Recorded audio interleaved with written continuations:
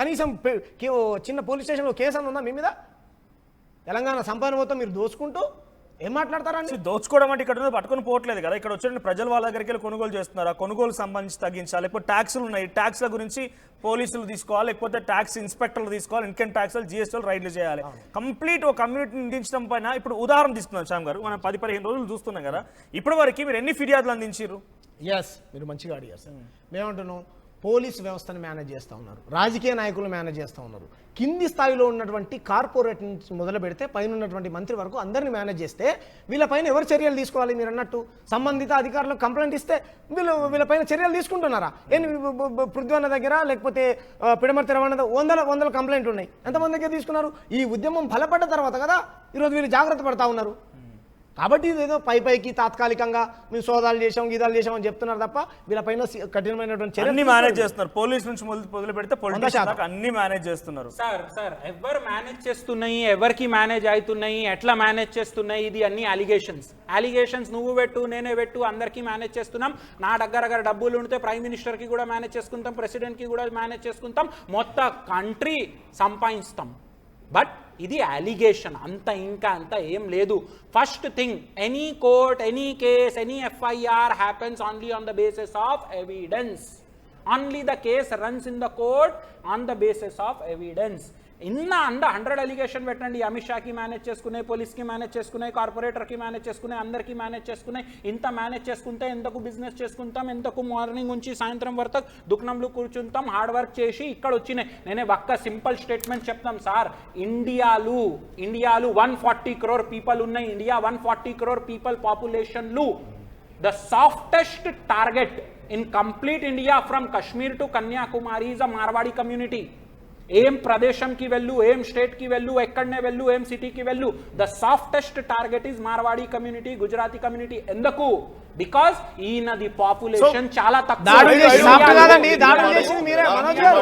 దాడులు చేసింది వీళ్ళు కదా. ఇదే జైన్ కమ్యూనిటీ తన రిప్రజెంట్ చేస్తున్నాయనే. ఇప్పుడు మోండా మార్కెట్ పంచాయతీ అయిందే వాళ్ళతోనే కదా, వాళ్ళే జాత్ పాత్రలు మాట్లాడింది వాళ్ళే కదా.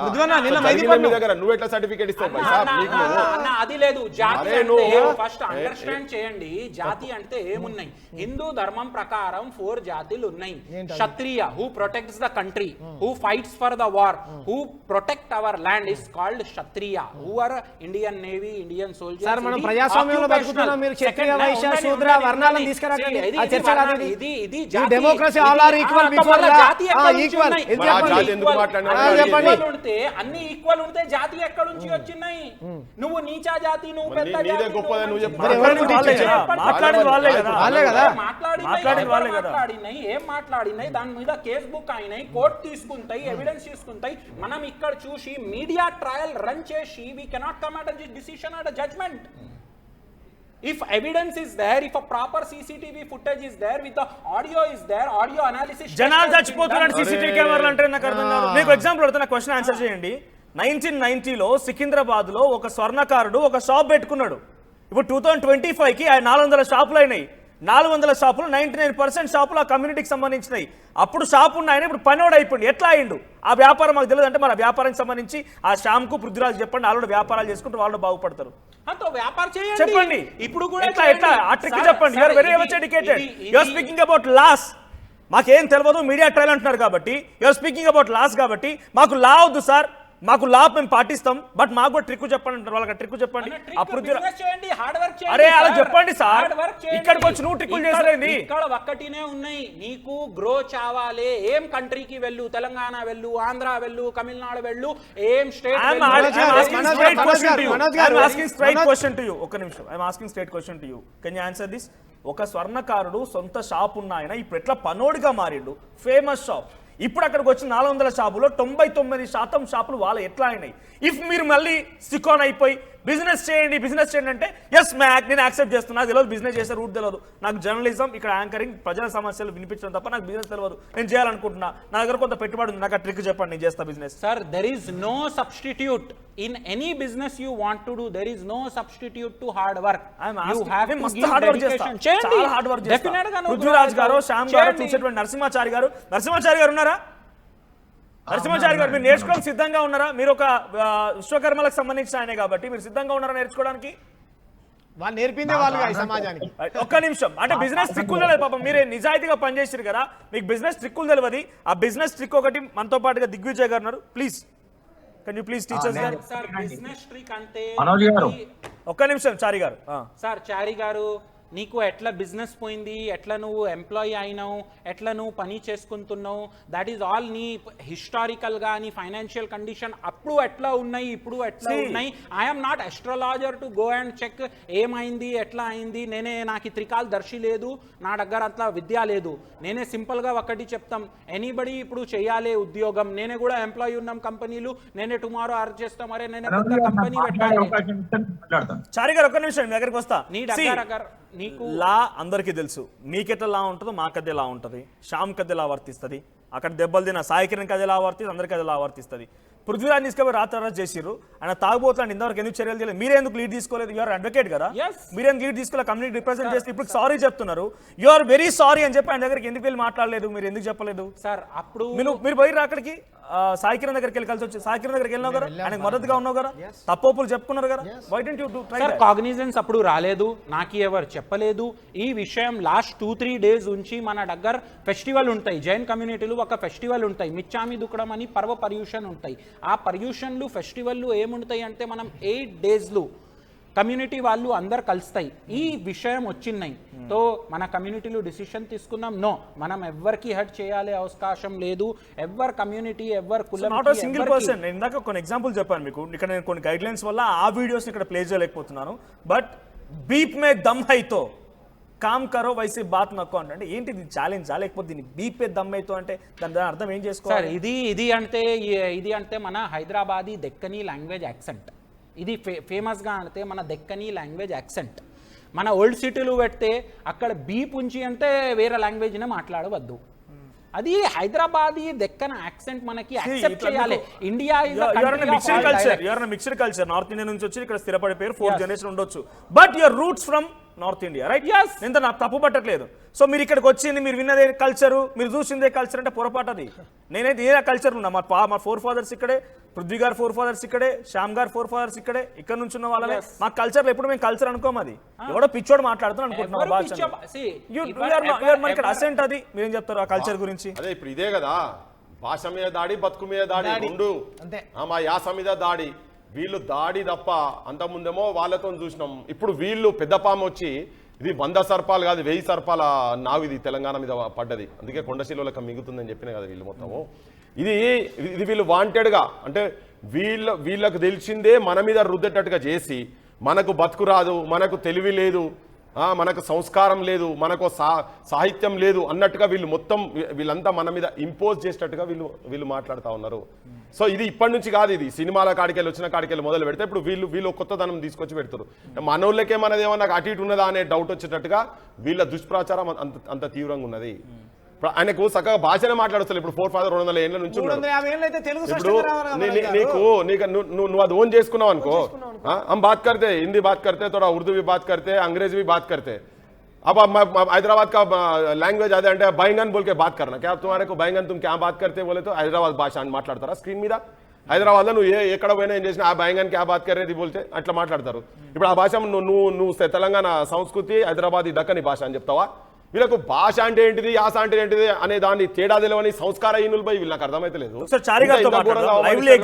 చారి గారు ఏంటి, ఏం కష్టాలు ఎదుర్కొంటారు చెప్పండి? మీరు ఎదుర్కొనే కష్టాలకు సంబంధించి ఏం చెప్తారు?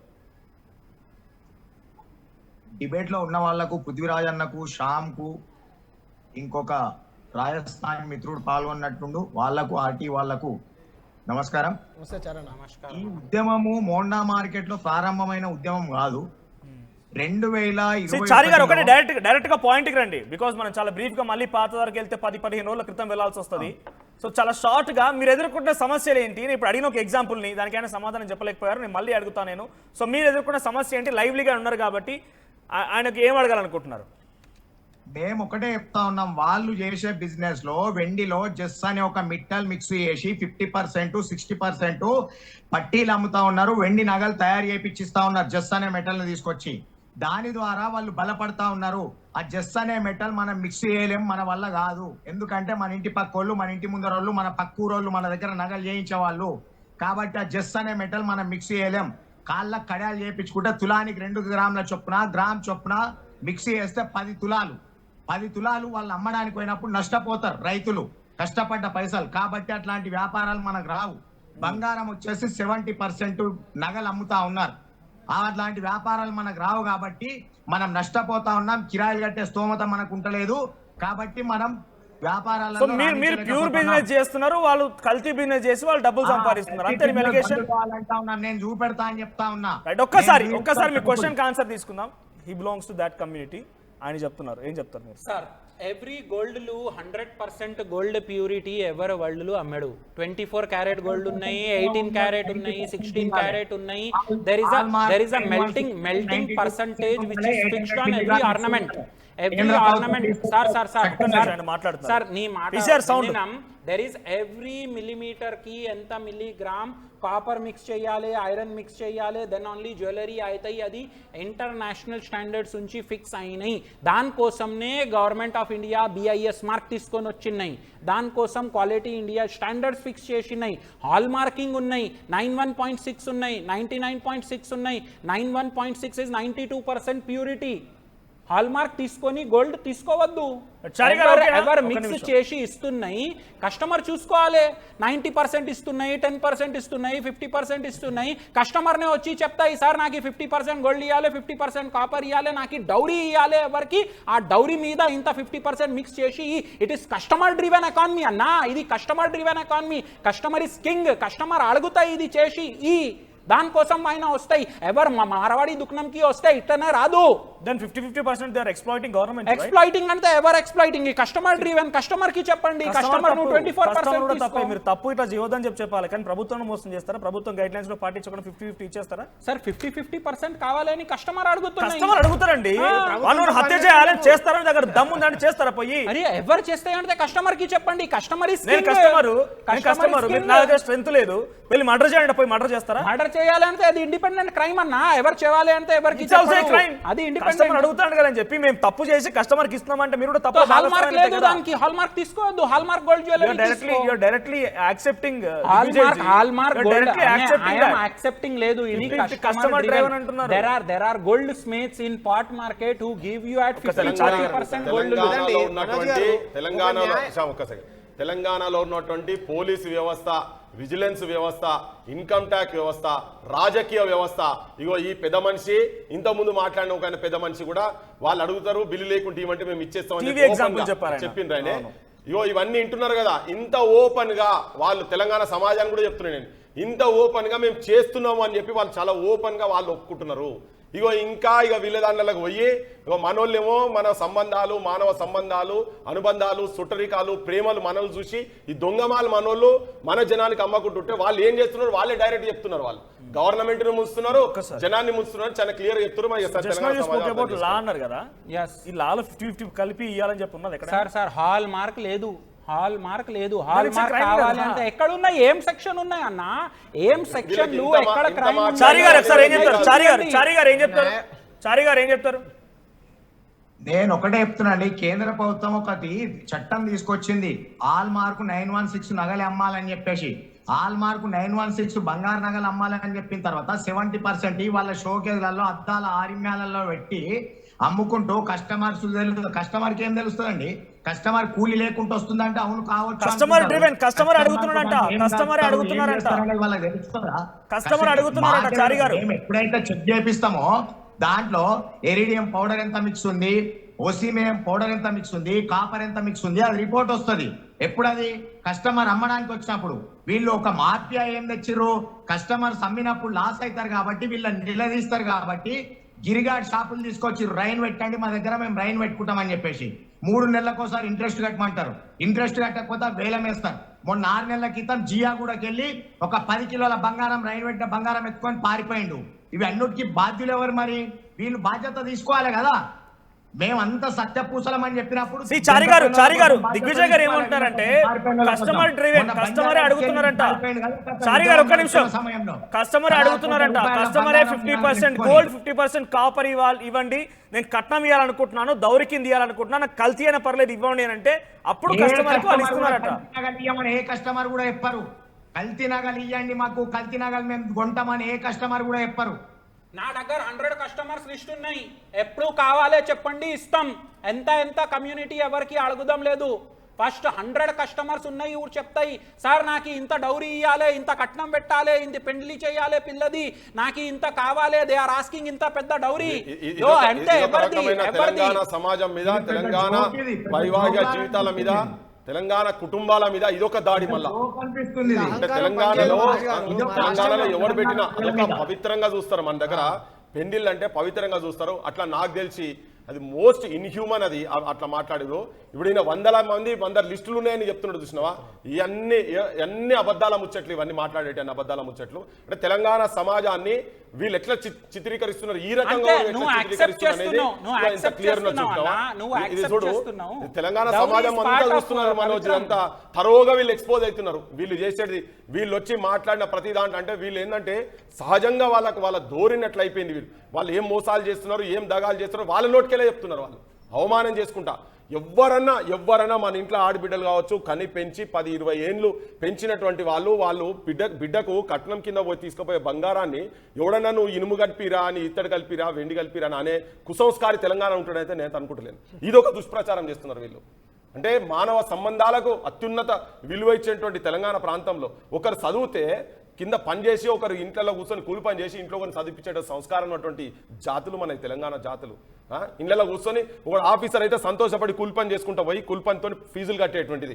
ఇంట్లో 3 అన్నదమ్ములు ఉంటే వాళ్ళ పెళ్లిళ్ళు చేసుకోకుండా ఆగి కష్టపడి కూలి పని చేసో, నౌకరు చేసో జమ చేసి బిడ్డను ఇచ్చి ఒక ఇంటికి ఒక అయ్య చేతిలో పెట్టి పంపించే సంస్కారం ఉన్నట్టు జాతిని పట్టుకొని మన తెలంగాణ ప్రాంతాన్ని పట్టుకొని ఇంత ఘోరంగా కస్టమరే అడుగుతాడు ఇస్తే అని చెప్పని మాట్లాడుతున్నారు. నాకు అది చాలా లా అన్నారు కదా, హాల్ మార్క్ అనేది ఇంప్లిమెంట్ చేయాలని సెంట్రల్ గవర్నమెంట్ చెప్పింది. సో వాళ్ళు 50% అడిగారు అనుకోండి, you do think it's a crime? వాళ్ళు అడిగినా కూడా yes or no do you think it's a crime? Do you think it's a crime? Customer can ask 100% copper jewelry ఇయ్యండి, నాకు imitation jewelry ఇయ్యండి. Customer can ask anything. He can ask everything. He can even ask to kill someone also. But నేను ఏమంటున్నానంటే is it a crime or wrong? అది కల్తీ చేయడం, ఇంకొకరు నమ్మించడం అనేది అది పొరపాట కాదా? చూడండి సార్, పొరపాట కాదా? ఈ సందర్భంలో I do want to gift. నేను గిఫ్ట్ ఇవ్వాలనుకుంటున్నాను. ఇక్కడ కల్చర్ ఉందనుకోండి, తులమ 2 తులాలు తీసుకున్నాను. నేనే వచ్చి మీ దగ్గర దిగ్విజయ్ గారు నాకు 50% కాపర్ 50% ఇది ఇవ్వండి అంటే తీసుకున్నాను, తీసుకపోయి నీకు ఇస్తున్నా. మనం ఆయన ఎక్స్ప్లాయిట్ చేస్తున్నావా కదా? Is it true or wrong? Sir exploit ఎప్పుడు అవుతాయి ఎక్స్ప్లాయిట్. నేనే 100% గోల్డ్ రేట్ తీసుకున్నాం ఆయన ఉంచి అండ్ 50% గోల్డ్ ఇస్తున్నాం, 50% కాపర్ తీసుకున్నాం. That is called. ఆయన ఏం బిలీవ్ చేస్తాడు? ఆయన థర్డ్ పర్సన్ ఏం బిలీవ్ చేస్తాడు? మనం ఇచ్చిన గోల్డ్ అని బిలీవ్ చేస్తాడు కదా. ఆయన చెప్తాడు ఇప్పుడు రేపటి నుంచి ఒక్క సెకండ్, రేపటి నుంచి ఇప్పుడు కట్నాలకెళ్ళి ఆడబిడ్డ కట్నమో లేకపోతే అత్తగారికి ఇచ్చేటి అన్ని ఇప్పుడు పిల్లని సాగనంపితే బంగారం ఉంటది కదా, ఇక రేపటి నుంచి స్టార్ట్ అవుతుంది. ఇది చూసిన తర్వాత అందరు దుకాణాలకు పోతారు. దుకాణాల పైన అప్పుడు ఏం చెప్తారంటే మీ కోడలు వాళ్ళ తండ్రి వాళ్ళు వచ్చే ఇట్లా చేయమంటే మేము చేసినామని వాళ్ళ మీద నెట్టేటందుకు అన్నట్టు ఇప్పుడు ఇదంతా నేపం. ఇప్పుడు రేపటి నుంచి తీసుకుపోతారు కదా, బంగారం పట్టుకొని ఇది ఎంత కరెక్టో కాదో అని చెప్పి అనుకుంటారు కదా. దుకాణాలకు పోతారు, ఇక పోతే వీళ్ళు చెప్తారు వాళ్ళే చెప్పి చేసిరని. చేసేది వీళ్ళు, చెప్పేది ఇప్పుడు వాళ్ళ మీద చెప్పి కుటుంబాల మీద కలహాలు తీసుకొచ్చేటువంటి. సో ఎవరు చెప్పినా ఏం చెప్పినా do you think it's a crime or wrong? No, ఒకటే క్వశ్చన్. ఇది క్రైమ్ లేదు, ఇది క్రైమ్ లేదు. Quality not meeting standards, not meeting hall mark పెట్టదు అంతనే. నువ్వు ఆ ప్యూరిటీ ఉన్నాయి గోల్డ్లు, అది సర్టిఫికేట్ ఉంటేనే హాల్ మార్క్ పెడతాయి, బిఐఎస్ మార్క్ పెడతాయి, అదర్వైజ్ పెట్టదు. ఇంకెక్కువ ఫోర్స్ చేసి కస్టమర్ కూడా మళ్ళీ సార్ ఏం కదా హాల్ మార్క్ కూడా పెట్టండి సార్ తర్వాత నేను చూసుకుంటాను. హాల్ మార్క్ పెట్టడానికి ట్రేడర్ కి లేదు రైట్. అదినే క్వాలిటీ ఇండియన్ స్టాండర్డ్స్ అదినే ఉన్నాయి. Only a gold Smith who knows how to certify. You tell me that it's a crime or not? It's a crime. Compulsory. It is not at all a crime. You are buying a watch. Timex watch ఉన్నాయి, Tata watch ఉన్నాయి, duplicate watch కూడా అమ్మేస్తున్నారు. నీకు చెప్పాముతా duplicate అమ్మేస్తున్నా కూడా చెప్తున్నాం 50% ఉన్నాయి, 50% rate నే నాకి. What do you mean tell? Marwari shops లో జ్యువెలరీలో 50% గోల్డ్ 50% కాపర్ ఉంటుందని చెప్తున్నారా? లేదు, దొంగమాలు అమ్ముతున్నారని చెప్తున్నారు వాళ్ళు. అంతనే దొంగమాలు అమ్ముతున్నారని చాలా ఓపెన్ గా చెప్పింది. చూడండి, ఒక న్యాయవాది ఇక్కడనే చదువుకున్నా అని చెప్పాడు, ఇక్కడే పుట్టానని చెప్పాడు. ఇక్కడ ఉన్నటువంటి ప్రజల్ని ఎంత మోసం చేస్తున్నాడు? మీరు అడుగుతున్నా సరే మీకు నిజం చెప్పేటాడు. ఎస్ మేము ప్రజల్ని మోసం చేస్తాం బహిరంగంగాని వచ్చి టీవీ ఛానల్ వేదికగా కూర్చొని చెప్తా ఉన్నాడు ఆయన. కాబట్టి వినండి సార్, దయచేసి మీరు మాట్లాడేటప్పుడు మేము వినాలి దయచేసి.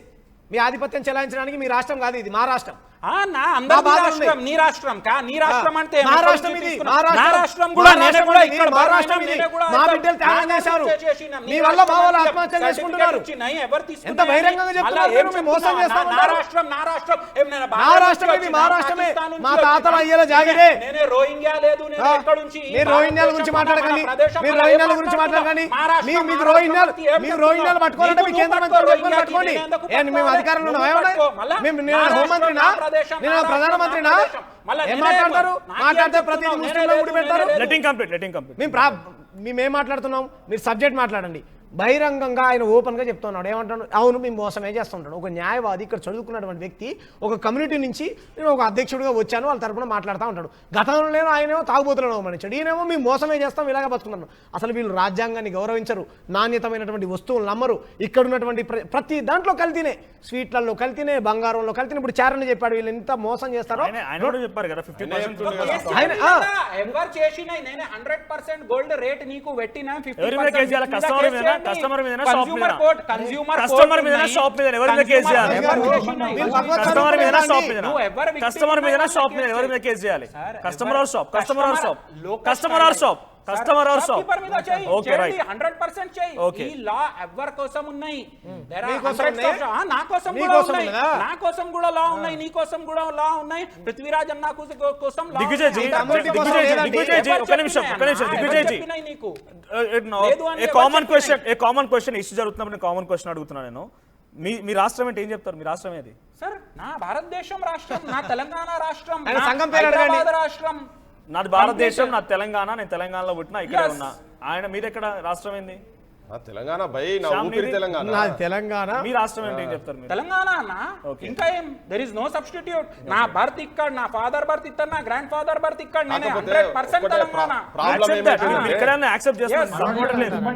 చారి గారు ఆయన పాపం జూమ్ లో ఉన్నారు. చారి గారు మాట్లాడండి. అయితే నేనేం చెప్తా ఉన్నా, ఈ డూప్లికేట్ వస్తువులు అమ్ముతూ, జస్సు మిక్స్ చేసి అమ్ముతూ 100% కు డబ్బులు తీసుకుంటున్నారు జనాల దగ్గర. నేను నిరూపిస్తా. వీళ్ళు జస్ అనేది కలపొద్దు, జస్ అమ్మినే అమ్మొద్దు. చారి గారు పని చేద్దాం, మీరు రండి. చారి గారు పని చేద్దాం, మీరు రండి. మీరు రోజు హైదరాబాద్ రండి, లేకపోతే ఆర్టీవీ కెమెరా తీసుకొని పోదాం. ఎందుకంటే బంగారం అనేది ఇక్కడ చిన్నగా లేదు. తులానికి what is the rate today? Right 1,02,000 ఉందట. చిన్న విషయం ఏం కాదు. మరి ఇట్లా చాలా మంది మోసపోతున్నారు మీరు చెప్తున్నారు కాబట్టి, ఆ మోసం చేసిన వాళ్ళ మీద, షాప్ కీపర్స్ మీద కేసు పెట్టమని చెప్పి దిగ్విజయ్ గారు అడుగుతున్నారు. మీరు రండి, మీరు చెప్పండి. తప్పకుండా నేను షాపులు చూపెడతాను. తెల్ల పేపర్ల మీద చిట్టీలు రాసిచ్చి కింటాల కొద్ది బంగారం, టన్నుల కొద్ది వెండి వ్యాపారం చేసే వాళ్ళని చూపెడతాను. రాజస్థాన్ వాళ్ళని చూపెడతాను. ఈ కలకత్తా నుంచి వచ్చిన వాళ్ళని చూపెడతాను. మహారాష్ట్ర నుంచి వచ్చిన వాళ్ళని కూడా చూపెడతాను. నేను బంగారం బిస్కెట్లలో పౌడర్ అమ్మి ఇది ఒరిజినల్ బ్యాంకు మెటల్ అని అమ్మే వాళ్ళ షాపులు కూడా చూపెడతాను. తప్పకుండా రైడ్ చేపిద్దాం, వాళ్ళ షాపులు సీజ్ చేపిద్దాం. దానికంటే ముందు నేను ఏమడుగుతున్నా అంటే, బట్టి విక్రమార్క గారి భార్య, మన డిప్యూటీ ముఖ్యమంత్రి బట్టి విక్రమార్క గారి భార్య, మా అక్కని మేము తీసుకొని వెళ్ళిపోవాలా అని చెప్పి మొన్న వాళ్ళ అధ్యక్షుడు అడిగిండు కదా. మంచిని వాళ్ళ ఖాతాలో వేసుకుంటున్నారు కదా. నేనేమంటా ఉన్నా, జయగిరిగుట్టకెళ్ళి ఒక 28 కోట్ల రూపాయలు ఎత్తుకొని వెళ్ళిపోయారు వాళ్ళ సమాజం చెందిన వాళ్ళే. ప్రగతి నగర్కి వెళ్ళి 39 కోట్లు ఎత్తుకొని పోయారు బంగారం జనాలది. గోదావరి కనికి వెళ్ళి 29 కోట్ల రూపాయల బంగారం ఎత్తుకొని పోయారు. మంతరికి వెళ్ళి ఎత్తుకొని పోయారు ఒక 18 కోట్ల రూపాయలది. యాదగిరి గుట్టకెళ్ళి 38 కోట్ల రూపాయల పైసలు నగలు ఎత్తుకొని పోయారు. ఇది కూడా వాళ్ళ ఖాతాలు వేసుకోవాలి కదా. ఎత్తుకపోయిన వాళ్ళంతా మా వాళ్ళే. ఒక్కసారి అడుగుతాను చారి గారు, ఒక్క నిమిషం. దీన్ని కూడా వాళ్ళ ఖాతా, మంచి మా ఖాతాలో, చెడు మా చారి గారు ఒక్క నిమిషం. జిగ్నేష్ దోషి ఆయన ఏం చెప్పారంటే, ఫిలిం నగర్ లో చారి అన్న, ఫిలిం నగర్ లో నిన్న, ఫిలిం నగర్ లో, హైదరాబాద్ ఫిలిం నగర్ లో వీళ్ళందరికీ గట్టియాలి కదా. ఇవి కూడా వాళ్ళ ఖాతాలో వేసుకోవాలి కదా. డిప్యూటీ సీఎం బట్టి విక్రమార్క గారి సతీమణి కమ్యూనిటీ అయితే, మా అక్క మీరు వెళ్ళిపోమంటే మా అక్కను కూడా తీసుకొని పోతామని ఆయన కోట్ చేశారు.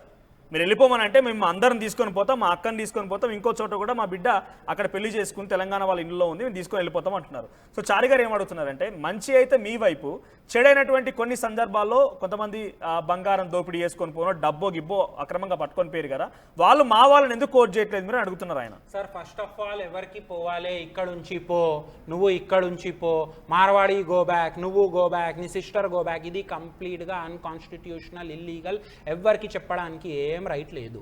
ఎవరు చెప్తున్నాయి, ఎట్లా చెప్తున్నాయి, ఇట్ ఈస్ ఇల్లీగల్. ఎవరికి ఈ కుటుంబం, ఈ భారతదేశం, మన Telangana is a global economic capital build చేయాలి, మన international village of economic capital build చేయాలి అంటే అన్ని కలిసి బిజినెస్ చేయాలి. టుమారో మన యుఎస్ నుంచి ఒక 4 కంపెనీస్ వచ్చినాయి, బిజినెస్ చేస్తున్నాయి.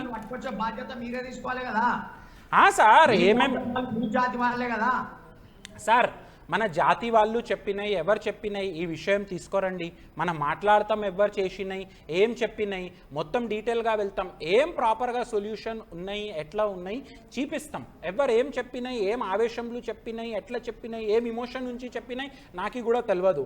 మొత్తం డీటెయిల్గా తీసుకోరండి, మనం మాట్లాడతాం. ఎవరు కమ్యూనిటీ నుంచి ఉన్నాయి, ఎవరు చెప్పినాయి, ఆయనకి ఏం అథారిటీ ఉన్నాయి, ఎవరికి చెప్పడానికి ఏం అథారిటీ లేదు, మనం ఎట్లా సొల్యూషన్ తీసుకొని రావాలి, ఈ విషయంకి ఎట్లా క్లోజ్ చేయాలి, అది మన జాగృతంగా చేయాలి, అది మన కల్చర్. ప్రాబ్లం మీద ప్రాబ్లం క్రియేట్ చేస్తే ప్రాబ్లం కాదు అన్న.